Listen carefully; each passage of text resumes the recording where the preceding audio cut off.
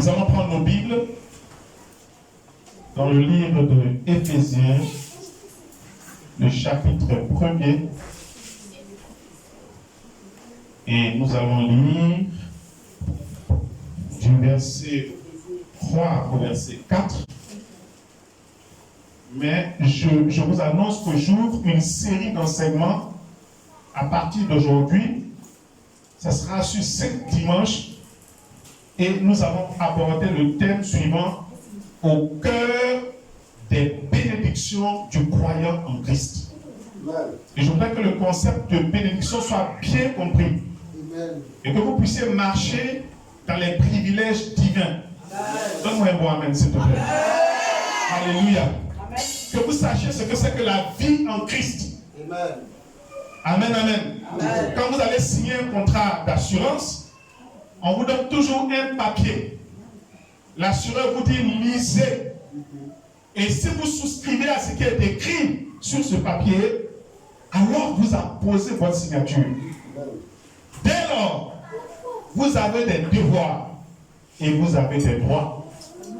Votre devoir, c'est de chaque mensualité payer vos rentes. Et votre droit, c'est quand il y a un sinistre, vous êtes en droit de réclamer un paiement. Vous comprenez? La vie en général fonctionne de cette façon. Si vous ne connaissez pas vos devoirs et que vous les manquez, vous ne pouvez pas réclamer le droit, quel qu'il soit. Amen, amen. Si vous ignorez vos droits, certains droits peuvent vous être échus, mais vous pouvez ne pas en bénéficier parce que vous ne savez pas. Quelqu'un comprend ce que je dis? Donne-moi un bon amen si tu comprends la parole. Béni soit Dieu, le Père de notre Seigneur Jésus-Christ, qui nous a bénis. Est-ce qu'on peut le dire ensemble? Qui nous a bénis. Et qui nous a bénis de quoi? Le verset dit de toutes sortes. Lisez les Écritures, s'il vous plaît. Qui nous a bénis de quoi? De toutes sortes de bénédictions spirituelles dans les lieux célestes en Christ. Très bien. Donc ça veut dire que vous pouvez imaginer toute forme de bénédiction attendue. La Bible dit notre Dieu nous a bénis de quoi? Je vais prêcher avec vous. Parlez bien s'il vous plaît. De toutes sortes de bénédictions spirituelles dans les lieux célestes en Christ. Amen, amen. Amen. Maintenant, prenez le verset 4 et nous allons le lire ensemble. Le verset 4. En lui, Dieu nous a élus avant la fondation du monde, pour que nous soyons saints et irrépréhensibles devant lui. Très bien. Alors, bien aimé, je vais vous exposer, et on commence aujourd'hui, et ça va s'étendre sur 5 dimanches, l'ensemble des bénédictions qui sont les nôtres quand nous sommes en Christ. Et je vais être bien précis avec vous, pour vous dire que ce que nous allons dire, ce ne sont pas des bénédictions qui sont sur la place publique. Ce sont des bénédictions qui sont réservées à ceux qui sont en Christ. Amen. Vous comprenez? Amen. Je veux faire cette précision. Amen, amen. Amen. Pourquoi je fais cette précision? C'est parce qu'il est répandu dans les villes d'Abidjan une sorte d'évangile où on vous fait croire que n'importe qui peut avoir droit à n'importe quoi dans la maison de Dieu sans être au préalable en Christ. C'est une hérésie. C'est une hérésie. Une femme cananéenne vient rencontrer Jésus. Elle demande à Jésus de prier pour sa fille qui est mourante. Mais Jésus ne lui répond pas. Cette femme insiste. Et quand Jésus ouvre la bouche, il lui dit: femme, je ne suis venu que pour la maison d'Israël. Mais la femme insiste encore. Et qu'est-ce que Jésus lui dit? Jésus lui dit: mais femme, on ne prend pas le pain des enfants pour le jeter aux petits chiens. Est-ce que vous comprenez? Amen. La femme insiste malgré tout. Jésus fait usage, il fait droit, il fait preuve de miséricorde. Il satisfait la demande de la femme. Mais bien aimé, il a posé un principe spirituel. Les choses de Dieu, les grâces de Dieu, les bénédictions de Dieu sont en Christ. Amen.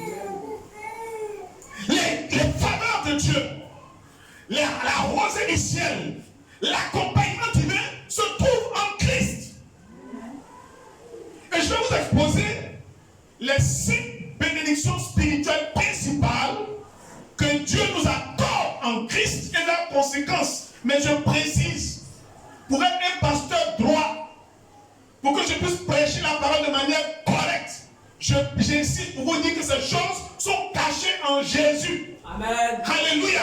Amen. Le début du verset 4 nous le prouve. Regardez comment le verset 4 commence. Le verset 4 dit quoi? Il dit quoi? Le verset 4, les deux premiers mots du verset 4 nous dit quoi? En lui. En lui. Attendez. En lui. Le lui là, c'est qui? C'est Jésus. Ce n'est pas hors de lui. Ce n'est pas hors de Jésus. Ce n'est pas en dehors de Jésus.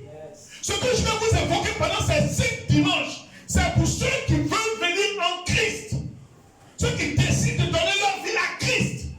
Ceux qui ont déjà donné leur vie à Christ, je vais vous exposer sur à quoi vous avez part. Parce que vous êtes déjà en Christ. Mais ceux qui n'ont pas encore donné leur vie à Christ, je vais vous convier. Je vais vous inviter à entrer en Jésus. Donnez-moi un bon amen. Je pose ce principe, bien aimé. Parce que je sais ce qu'on entend. Et vous savez ce que vous entendez ailleurs. Moi, je vous présente la parole. Yes. Et pourquoi j'insiste sur la parole? C'est parce que la parole ne rate jamais. Les principes de la parole ne ratent jamais. Vous comprenez ce que je dis? Amen. Quand vous respectez ce que la parole dit, les effets induits à ce respect s'appliquent à votre vie. Donnez-moi un bon amen si vous avez compris. Donnez-moi un bon amen si vous avez compris. Donnez-moi un bon amen si vous avez compris. C'est ce que Jésus dit.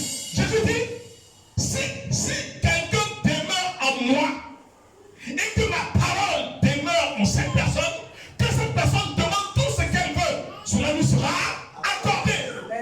Vous voyez qu'aujourd'hui, les gens ne veulent pas demeurer en Christ. Ils ne veulent pas venir à Jésus, mais ils veulent que Jésus les délivre. Ils ne veulent pas recevoir Jésus, mais ils veulent la prospérité financière qui vient de Jésus. Donnez-moi un peu à si vous comprenez ce que je dis. Alléluia. Les gens refusent de recevoir Jésus, mais ils veulent que Jésus protège leur maison. Alors qu'est-ce qu'ils font? Ils viennent voir le pasteur. Pasteur Koga, prie pour ma maison, que Dieu protège ma maison. Et que je vais lui dire, reçois Jésus dans ta vie, comme ton Seigneur et ton sauveur personnel. Cette personne va me dire, je refuse de recevoir Jésus. Je te demande seulement de prier pour que Dieu garde ma maison. Voici une sémence, je te donne 100 000.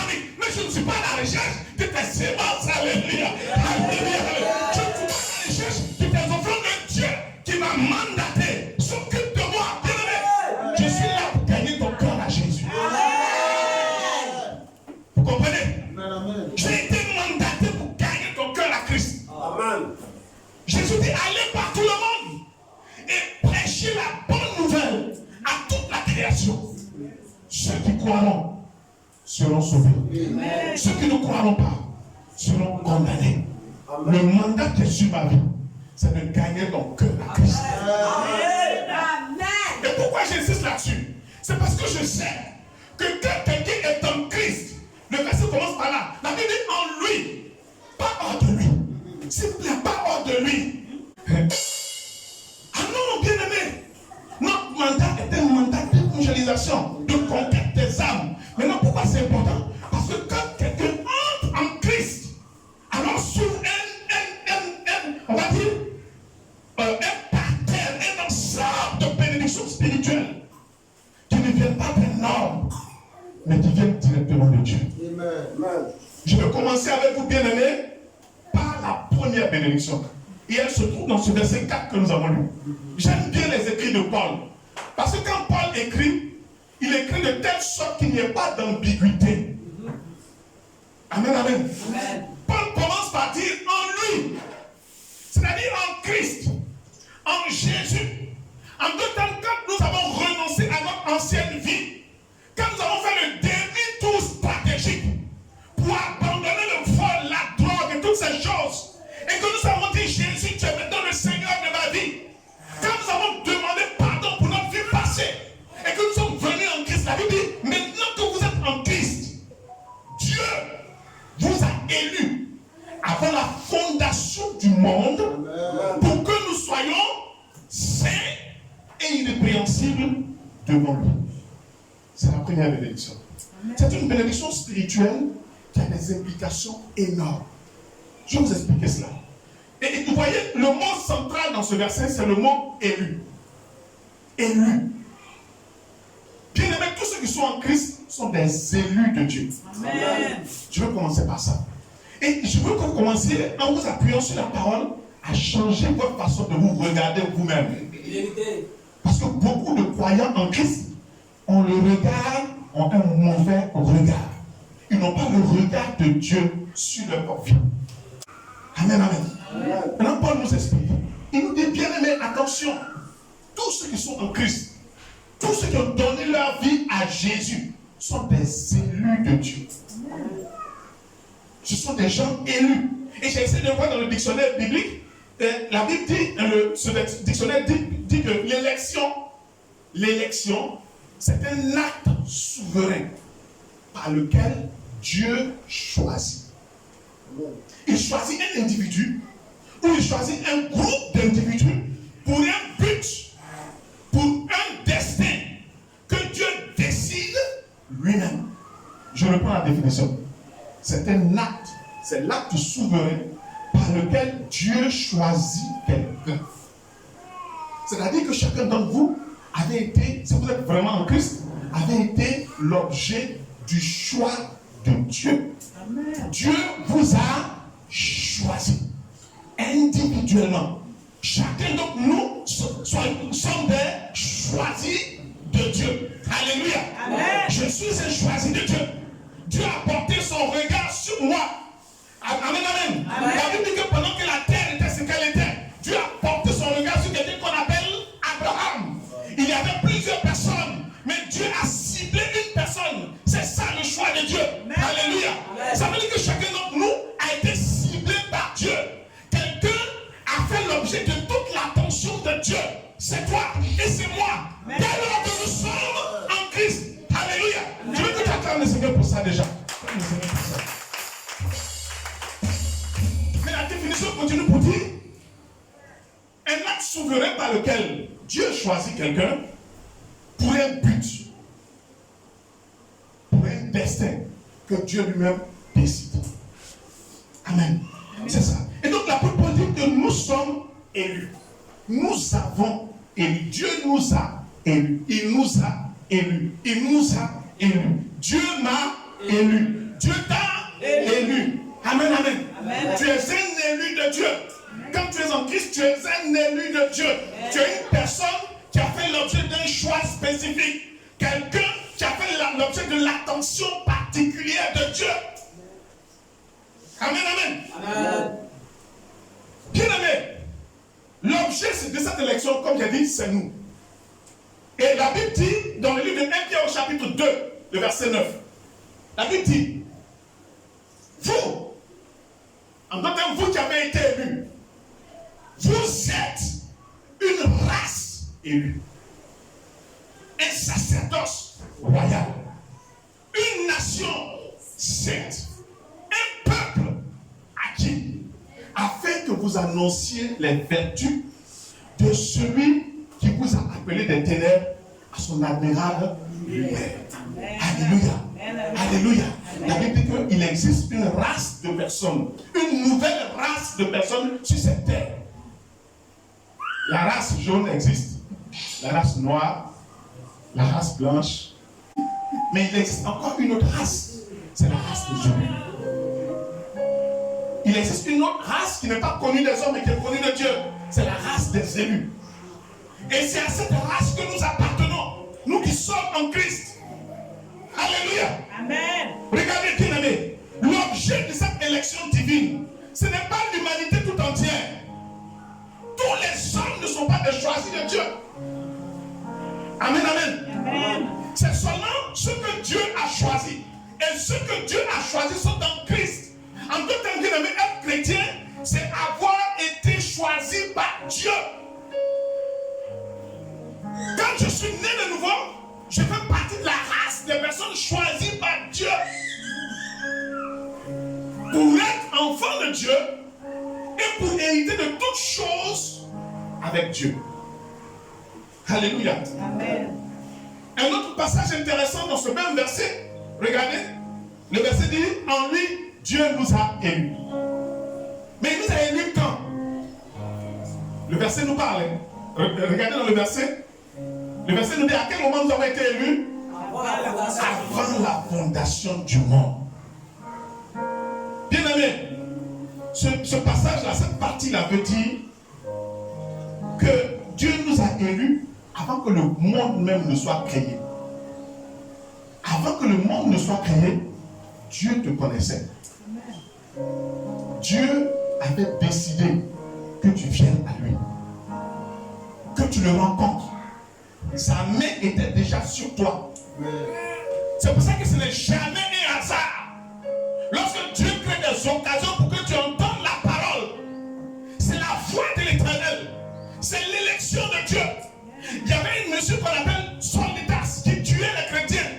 Le Saint-Esprit l'a rencontré, l'a frappé, il est tombé par terre, il est devenu aveugle, il a été conduit dans une maison.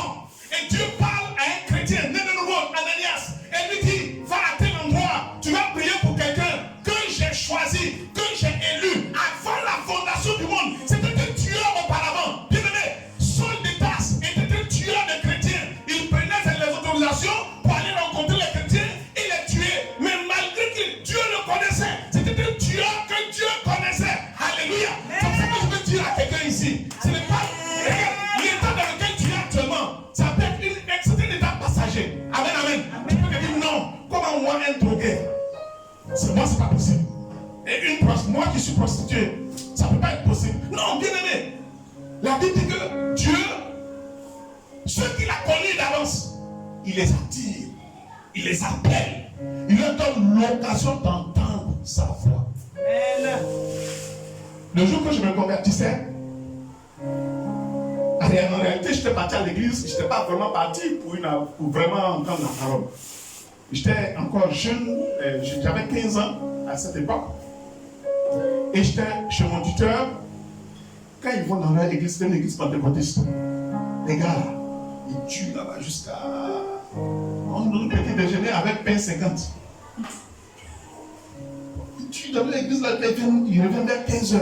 Et c'est quand ils viennent là que la maman elle va maintenant mettre le riz au feu et tout ça. Donc on m'a dit dimanche, chaque dimanche, je sais pas, à 16h. Et ça ne m'arrangeait pas. Donc un dimanche, je me suis dit, au lieu que je reste ici, puis je vais mourir cadeau là. Il est parti à eux, il les suit. Donc je vais à l'église. Donc moi, je n'étais pas parti à l'église pour rencontrer Jésus ou bien parce qu'on m'avait dit, non, c'était pas ça mon objectif. Mon problème là, c'était à faire de manger là. C'est pas ça qui était mon problème. Amen. Donc j'arrive à l'église. L'homme de Dieu commence à prêcher. Tiens, je me rends compte que le monsieur là, ce qu'il est en train de dire, c'est de moi qu'il parle. Quand il a lancé l'appel pour dire quels sont ceux qui veulent recevoir Jésus, je me suis levé aussi. Mais je vais être sincère avec vous, moi, je ne me suis pas levé parce que vraiment, il m'avait tellement touché que je suis tombé sur mes genoux pour dire oh Seigneur, non. Je me suis levé comme ça. Je suis allé à l'estrade. On était 3 personnes, 2 filles et moi. Et pendant que j'étais à l'estrade, une prophétie sonne dans l'assemblée. L'assemblée, grande assemblée là. Une prophétie sonne. J'entends une femme là-bas qui dit mon fils. Je regarde à gauche, je me suis dit peut-être qu'il s'agit de. Je regarde à gauche, c'est une femme qui est là. Je regarde à droite, c'est une femme qui est là. Et cette prophétesse dit tu n'es pas ici par hasard. C'est moi qui ai organisé ce rendez-vous. Vous comprenez? Moi j'étais venu après de manger. La prophétesse dit tu as pensé que c'était à cause de ça. En réalité, c'est moi qui ai organisé ce rendez-vous. Tout ce que Dieu a connu dans sa présence, il les appelle d'une certaine manière. Dieu trouve toujours une opportunité, une occasion pour que cette personne soit en contact avec la parole de Dieu. Dieu peut permettre que tu viennes parce que tu es malade. Tu te dis non, j'ai parti, ils vont prier. Tu penses que c'est à cause de ta maladie. Non, mais parce qu'il y a un choix préétabli. Il y a quelque chose que Dieu a fait sur ta vie. Il y a quelque chose, Dieu te connaissait déjà dans sa présence. Et Dieu dit, mon fils, ma fille, il faut que j'organise des opportunités, des occasions pour que cette personne entende ma parole et reçoive Jésus pour qu'elle bénéficie ou pour qu'il bénéficie des privilèges qui sont en Christ. Alléluia. Ce jour-là, quand cette dame a prophétisé de cette façon, le Seigneur a répandu sur moi quelque chose, une sorte de confirmation. J'ai commencé à trembler. Et j'ai dit dans mon cœur, Seigneur, je te reçois dans ma vie. Lorsque l'homme de Dieu a commencé à dire, recevez-vous Jésus, moi j'avais déjà parlé avec Jésus. Alléluia. C'était tellement clair. Parce qu'elle a dit mon fils. Elle n'a pas dit mes enfants. On était 3 bien-aimés. Nous étions au nombre de 3 personnes. Elle n'a pas dit mes enfants. Elle n'a pas dit mes filles. Elle a dit mon fils. Je savais que c'est de moi qu'elle parlait. C'est comme ça que j'ai reçu Jésus. Amen. Dieu crée des occasions. Et chaque fois qu'il crée une occasion pour que tu entendes la parole, c'est parce qu'il te connaît. Il t'a connu dans sa présence. Et la rencontre d'aujourd'hui n'est qu'une opportunité. Ce n'est qu'une opportunité. C'est une opportunité qui découle de la connaissance de Dieu. Dieu t'a connu dans sa présence. Il a organisé simplement cette rencontre pour que tu entendes sa voix. Jésus disait, il disait dans Jean chapitre 14 ou chapitre 16, il dit, j'ai encore mes brebis dehors. Je les appellerai. Elles entendront ma voix. Et elles viendront. Et elles se mettront dans la bergerie comme celles qui sont déjà là. Alléluia. Ce message est un appel pour toi. Tu veux partir de la bergerie du Seigneur. Alléluia, alléluia. Alléluia, alléluia. Alléluia, alléluia. Bien-aimé, laissez-moi vous dire une chose. Ce que Dieu a connu, peu importe l'état dans lequel ils sont avant de venir, mes yeux ont vu des drogués être totalement changés. J'ai vu des prostituées devenir plus zélées et plus intimes de Dieu que moi. Alléluia. Parce que nous avons tellement catalogué les gens. Mais Dieu les a connus. Dieu les a connus dans sa préscience. Il les avait déjà connus. Il connaissait déjà le nombre de cheveux sur leur tête. Avant, il a organisé des opportunités, des occasions. Peut-être une petite maison comme celle-là. Il dit, viens mon fils, viens ma fille, entre dans cette maison. Entre dans cette maison pour entendre ma voix. Peu importe l'état dans lequel tu es. Il y a des personnes que j'ai connues qui étaient des sorcières, kamikazes, qui s'envolent la nuit. Mais le jour qu'elles sont entrées dans une maison de prière et qu'on a prêché ce genre de paroles, que les gens n'aiment pas beaucoup, mais ce genre de paroles qui poussent à la décision et qu'elles ont dit, Seigneur, je veux te rencontrer, mais la sorcellerie m'empêche. Ce même jour, j'ai vu Dieu accomplir le miracle de la délivrance. Alléluia. Les personnes que Dieu a connues d'avance, il organise toujours des opportunités pour qu'elles entendent sa voix. Amen. Alors je vais dire à quelqu'un ici, tu n'es pas venu parce qu'on chante bien. Alléluia. Amen. Tu as simplement utilisé la voix de notre chante à cause des baffes là, que ça arrive un peu loin. Tu as dit, ah, qu'elle chante bien comme ça là. Je m'en vais là-bas pour voir. En réalité, c'était le piège du Seigneur. Et tu es tombé dans le piège de Jésus. Alléluia. Amen. Alléluia. Mais c'est un bon piège. Amen, amen. Amen. Gloire à Dieu. Donc, la Bible dit, avant la fondation du monde, ce qu'il a sur nous est très sérieux. C'est pour ça que vous devez vous regarder comme des gens que Dieu a connus avant la fondation du monde. Amen. Et quand Ananias est venu, Ananias n'a pas manqué de dire ça à Paul. Il n'a pas manqué de dire, frère Paul, le Seigneur Jésus m'envoie vers toi pour prier pour toi afin que tu sois guéri, que tu reçoives le Saint-Esprit, car il t'a choisi. Il t'a choisi. Avant la fondation du monde, on parle de Dieu là. Alléluia. Amen. On est en train de parler de qui? De Paul. On parle de Dieu. Mais quand cette rencontre a eu lieu et que Paul a vu les écailles tomber de ses yeux, la Bible dit que Paul est devenu l'apôtre qui a travaillé plus que les autres apôtres de Jésus. Amen. Sa vie a été radicalement transformée. Il y a sur nous un choix qui date d'avant la fondation du monde. Nous ne sommes pas un hasard. Nous sommes une race spéciale. Bien aimé, nous sommes une race. La Bible dit que c'est la race des élus. La race des élus de Dieu. C'est pour ça que l'église dans laquelle vous êtes s'appelle Mission évangélique des élus de Dieu. Acclame le Seigneur. Alléluia. Laissez-moi continuer dans le verset. Le verset dit, donc, avant la fondation du monde, maintenant, pour quel but? La réponse se trouve dans le verset. Ouvrez votre Bible et dites ce que la Bible dit. Pour quel but? que nous soyons saints, irrépréhensibles devant lui. Maman, reprends encore, à haute voix et doucement. Pour que nous soyons saints et irrépréhensibles devant lui. Une dernière fois, s'il te plaît. Pour que nous soyons saints et irrépréhensibles devant lui. Ah!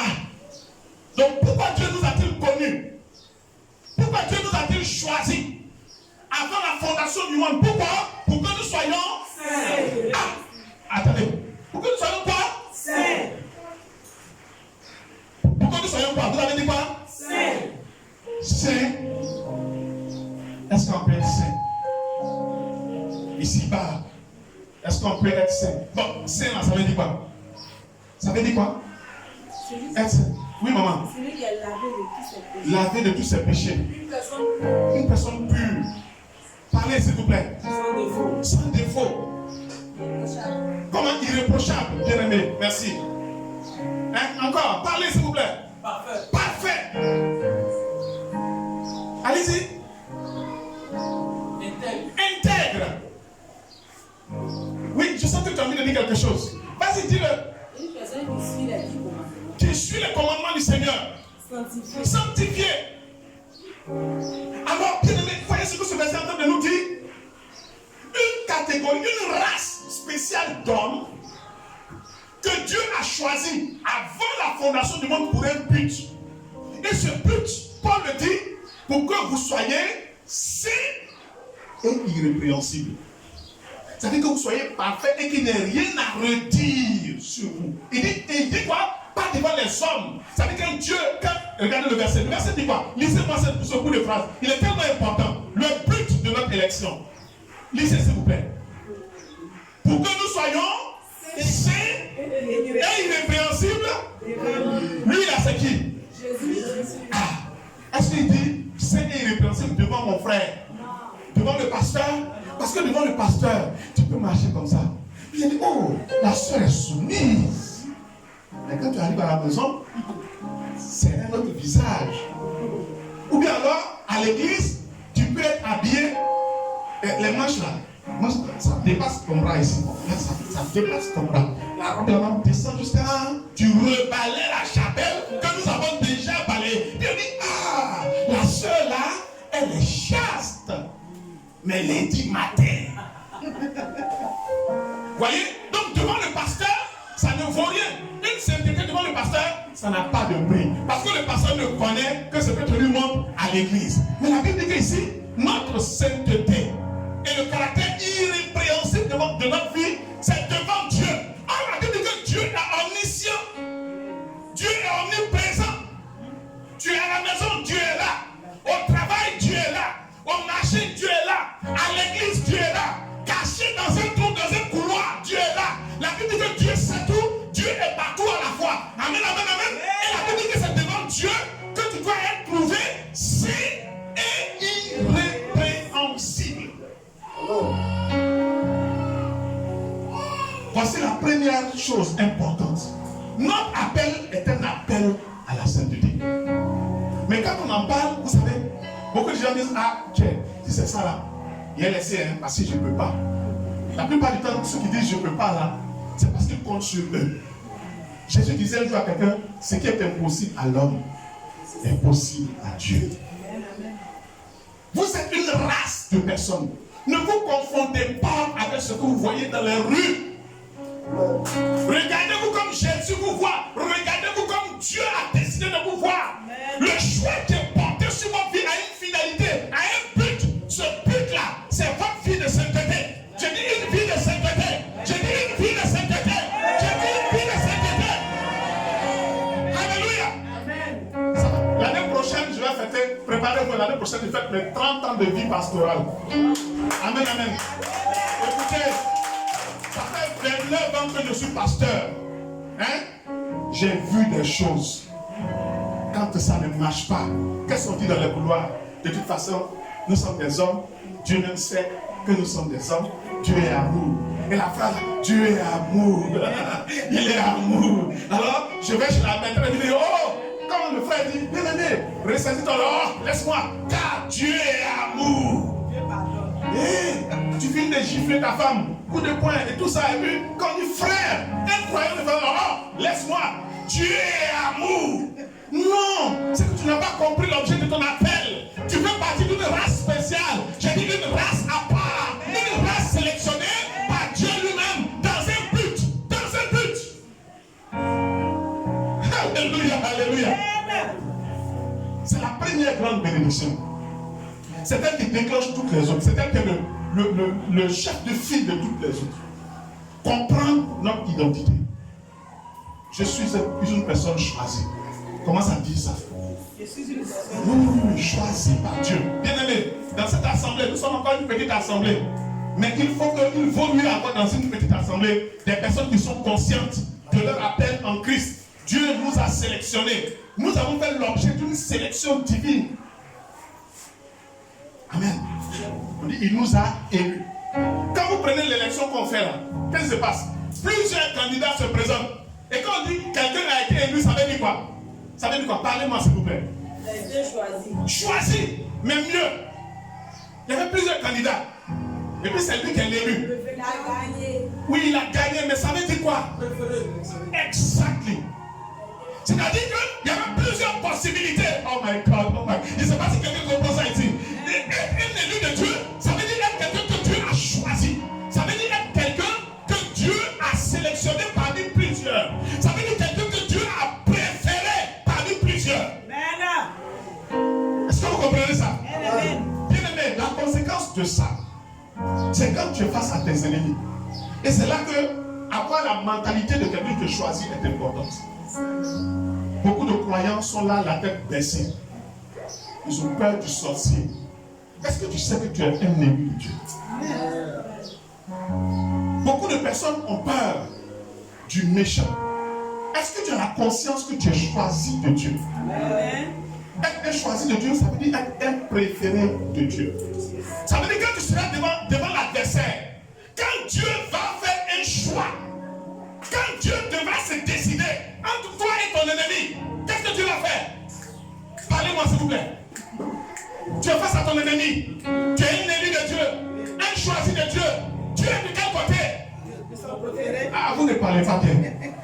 Dieu est de côté de ton ennemi? Non. Du côté du sorcier? Non. Du côté du méchant? Non. Dieu est de quel côté?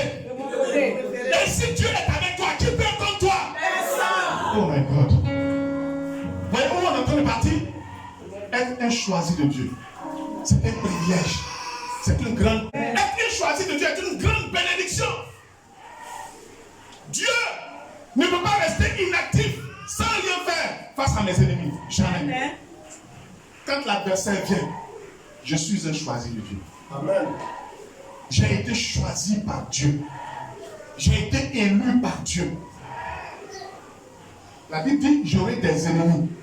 C'est normal qu'ils soient mes ennemis. Mais Dieu nous dit, ils te combattront, mais ils ne te vaincront pas. Car je te délivrerai de leurs mains. Pourquoi? Parce que je suis un élu de Dieu. Vous comprenez? La séduction viendra. Mais la Bible dit que l'Éternel est là pour nous soutenir face à la séduction. Pourquoi? Parce que je suis un élu de Dieu. Vous comprenez? Amen, amen. Il y aura toujours des pièges. Les pièges ne manqueront jamais sur cette terre. Mais ces pièges échoueront. Pourquoi? Parce que je suis un élu de Dieu. Quand vous êtes conscient que vous êtes un élu de Dieu, quand vous êtes conscient que vous êtes un élu de Dieu, vous savez que vous pouvez avoir des difficultés temporaires. Mais l'Éternel est celui qui pourvoit. Amen. Bien-aimé, je suis un encouragement pour vous. Amen. Oui. Ce que je prêche, la plupart des messages que je vous donne, c'est des choses que j'ai personnellement vécues. Amen. Je sais comment Dieu traite ceux qui ont la conscience de leur élection. Amen. Je ne travaille pas, mais puis quoi? Est-ce que tu sais que Dieu pourvoit aux besoins de ses enfants? Amen. Oh my God. Acclame le Seigneur. Les élus de Dieu, Dieu s'en occupe. Amen. Regarde ce que le Seigneur dit à cette. Il dit, mais regarde, les oiseaux qui ne sèment ni ne moissonnent, ils sont quand même nourris. Et il dit même que l'herbe des champs est mieux vêtue que Salomon dans toute sa gloire. Oh. À plus forte raison, vous, les enfants de Dieu. Les élus de Dieu, ce sont les personnes dont Dieu s'occupe. Amen. C'est pour ça que les élus de Dieu, ils font ce que Jésus a dit. Jésus dit, ne vous inquiétez de rien. Mais en toute chose, faites connaître vos besoins par des prières et des actions de grâce. Comment le message là vous amène? C'est pour ça qu'un élu de Dieu est une bénédiction. Quelqu'un peut te lever la main et dire, je suis béni. Je suis béni. Alléluia. Amen. Être un élu de Dieu est une bénédiction. Dieu se charge de ceux qui lui appartiennent. Amen. Dieu s'occupe de ceux qui lui appartiennent. Amen. C'est pour ça que j'ai vu de mes propres yeux des sœurs qui lançaient des foulards à la rue Pierre-Marie Curie. Quand elles ont reçu Jésus et que le pasteur leur a dit, à partir de maintenant, on ne veut plus te voir sur cette rue pour lancer des foulards. Il y en a qui ont pris la décision, je dis, pasteur, je prends la décision d'arrêter ça. Amen. Même si je ne mange pas. Et Dieu a honoré leur foi. Amen. Voyez, quand vous n'êtes pas conscient de votre élection, vous savez ce qui se passe? Vous dites, les soeurs qui sont. Un jour, j'étais en train de prêcher, et puis il y a une soeur qui était là, qui était en fait la maîtresse d'un monsieur. Et j'ai reçu une parole prophétique. Avant de commencer à prêcher, j'ai donné le message prophétique. En disant, mais tu es parmi nous, tu es la maîtresse de quelqu'un. Tu dis que tu es chrétienne. Ça ne va pas ensemble. Ça ne va pas ensemble. Donc, vous savez ce qu'elle a dit? Non seulement elle a arrêté de venir à l'église, mais elle a dit, mais c'est lui qui me nourrit. Oh. Quand je suis malade, qui me soigne? Si je le laisse, qui va payer ma maison? Parce que plusieurs personnes ne sont pas conscientes de leurs droits. Vous ne poussez pas votre foi là où ça doit aller.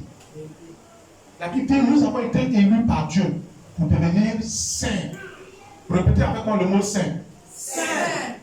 Être saint là, c'est payer un prix, hein, c'est un grand prix. Peut-être que nous ne voyons pas ça comme ça. Mais quelqu'un qui a été un dealer pendant des années, c'est lui, c'est ce deal là, le vendeur de drogue là, c'est ça qui fait qu'il a tout le privilège, tout ça qu'il a. Et puis on lui dit, tu as été élu pour être saint. Ça veut dire que si tu es un élu de Dieu là, tu dois quitter ça. Tu dois sortir de là. C'est une grande décision. Mais je peux vous dire que tous ceux qui prennent de grandes décisions, Dieu honore leur foi. Amen. Parce que nous avons été élus pour être saints. Dans l'église de Jésus-Christ, il n'y a pas de compromission. Et les citoyens que l'église doit présenter à la nation, en fait, ça devait être la référence. Mais maintenant, les chrétiens ne sont plus la référence. Hein. C'est avant là. À notre époque, quand on t'appelle jeune chrétien là, c'est à cette époque là. Mais maintenant qu'on dit, même quand on dit pasteur même, oh, il est pas pasteur.